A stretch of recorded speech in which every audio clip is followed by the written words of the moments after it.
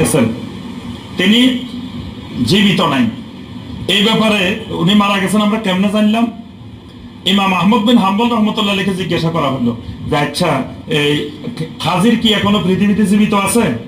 তো ইমাম আহমদ বিন হাম্বল রহমতুল্লাহ বললেন, আশা আশ-শায়তানু হাযাল কাউল ফিন নাস, শয়তান মানুষের ভিতরে এই কথাটা প্রচার প্রসার ঘটাইছে, অর্থাৎ খাজির পৃথিবীতে জীবিত নাই। ইমাম বুখারী রহমতুল্লাহ লিখে জিজ্ঞাসা করা হয়েছে আচ্ছা, খাজির কি জীবিত নাকি? তো ইমাম বুখারী রহমতুল্লাহ বলছেন যে নবী সাল্লাল্লাহু আলাইহি ওয়াসাল্লামের সহিহ হাদিস যে আমার এই যুগে যত মানুষ পৃথিবীতে জীবিত আছে এরা আগামী 100 বছরের মধ্যে মরে যাবে। তো খিজির যদি জীবিত থাকেও ওই 100 বছরের মধ্যে মরে গেছে, কারণ পৃথিবীতে যত মানুষ আছে সব 100 বছরের মধ্যে মারা যাবে। নবীর সাহাবীরা সব 100 বছরের মধ্যে মারা গেছেন, তাহলে খিজিরও মরে গেছে যদি জীবিত থাকেও। অর্থাৎ খিজির আলাইহিস সালাম জীবিত, এই ব্যাপারে কোনো দলিল। এবং ইমাম ইবনুল জাওজি রাহমাতুল্লাহ আলাইহি কোরআনে কারীমের আয়াত দিয়ে দলিল দিয়েছেন, সূরা আল আম্বিয়া 34 নম্বর আয়াত।